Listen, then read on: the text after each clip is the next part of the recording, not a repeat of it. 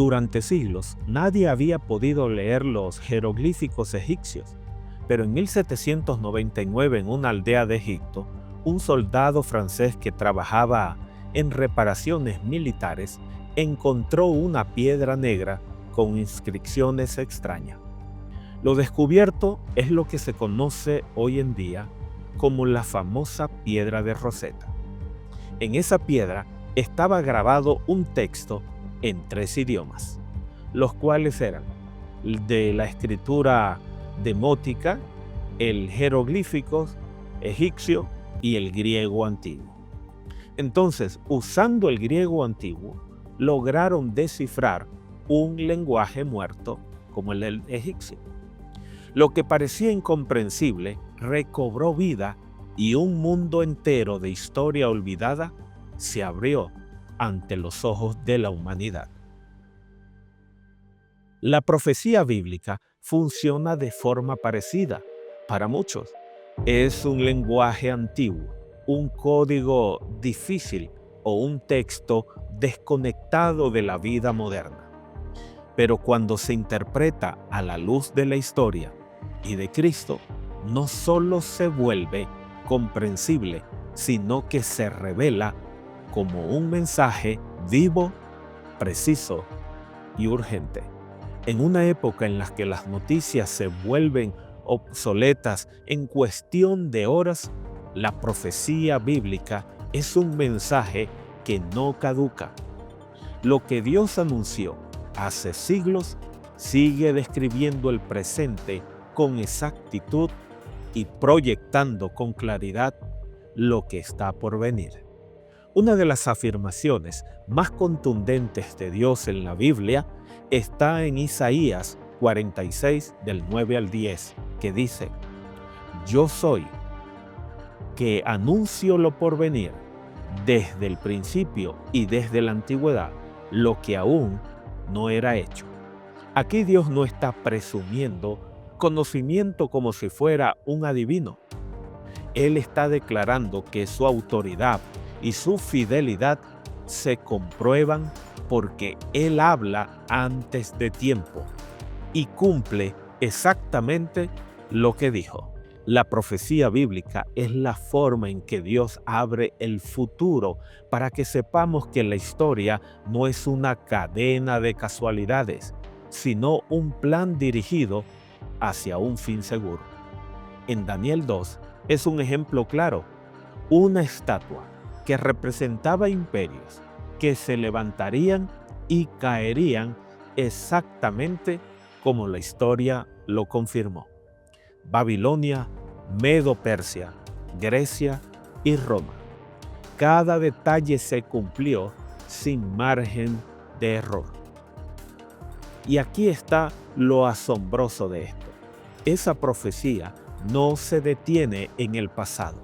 La última parte, la de los pies de hierro mezclado con barro y la piedra que destruye la estatua, sigue hablándonos hoy, porque describe el tiempo en el que vivimos. Un mundo fragmentado, dividido, incapaz de unirse verdaderamente por más que lo intentemos.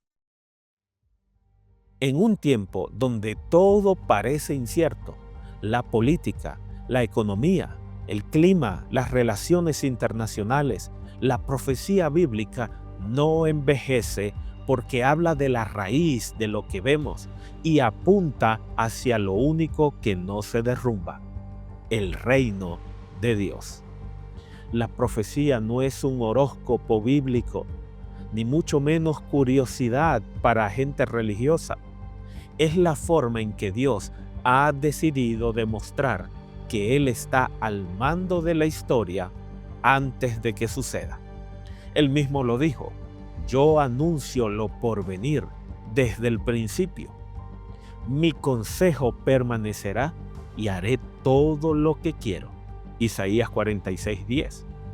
Dicho de otra forma, la profecía es la firma de Dios puesta sobre el tiempo.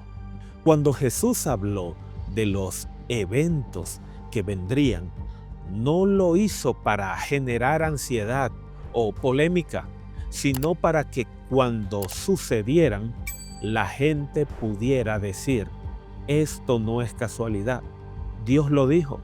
En Juan 13:19 lo registra con claridad. Os lo digo antes que suceda, para que cuando suceda, creáis. Pero ahora, aquí viene un problema en nuestra época. La profecía se ha convertido en uno de los terrenos más manipulados de la Biblia. Y ese es un engaño peligroso, porque cuando la profecía se distorsiona, la gente deja de verla como una voz de confianza y la reduce solamente a dos cosas. Número uno, el sensacionalismo, los titulares alarmistas, las teorías sin base, videos que solo buscan clics, y la irrelevancia. Gente que dice, ya no creo en eso, todos son cuentos, porque lo único que escucharon fueron interpretaciones erradas. Hoy muchos tratan la profecía como si fuera plastilina. La moldean para que encaje con el titular de moda, con la conspiración más reciente o con lo que atrae visitas.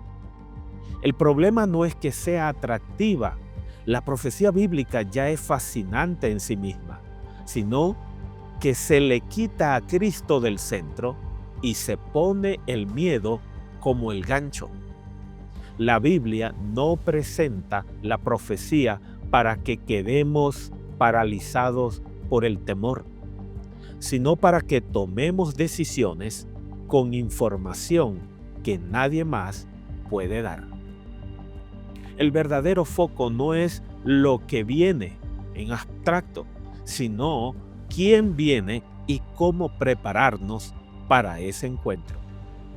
Apocalipsis 1:1 no empieza con la expresión la revelación de la catástrofe, ni mucho menos con la revelación de señales misteriosas. No, Apocalipsis inicia con la revelación de Jesucristo. Ese es el marco que sostiene todo lo demás. Cuando se saca a Cristo de la ecuación, surgen las distorsiones. Número 1, se fijan fechas que Jesús dijo que nadie conoce en Mateo 24:36. Cada vez que esas predicciones fallan, se mina la confianza en la palabra de Dios.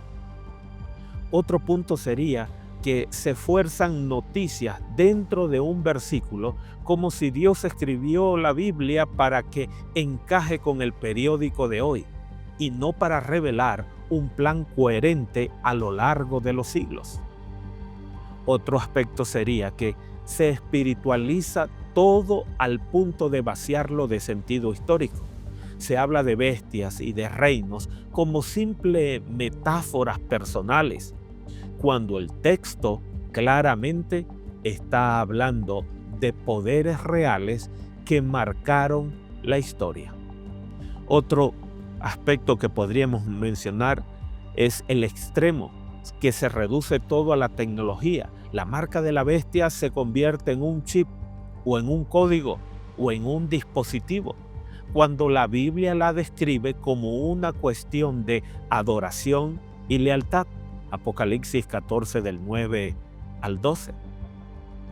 Todas estas distorsiones tienen algo en común.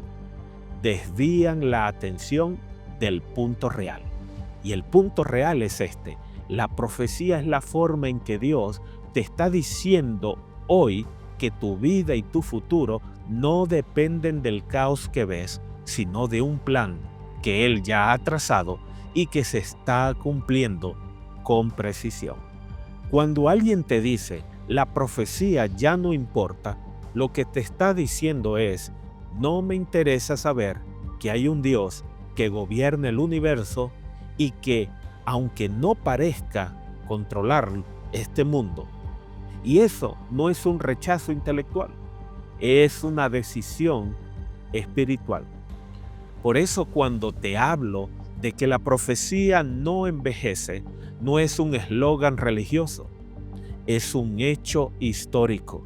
Lo que Daniel escribió hace más de 2500 años sigue describiendo con exactitud el mapa político y social del mundo actual. Y lo que Apocalipsis anunció en una isla romana sigue marcando la agenda de lo que está por suceder.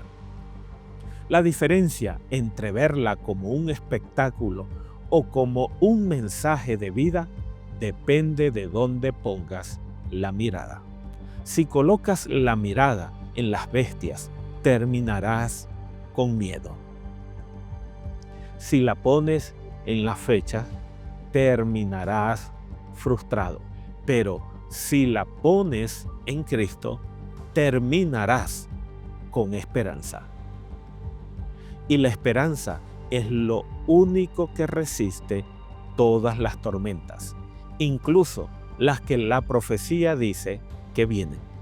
La profecía bíblica no es un mapa turístico para curiosos, es una carta oficial del Rey del universo, anunciando lo que está por ocurrir y sobre todo lo que tú tienes que decir antes de que suceda.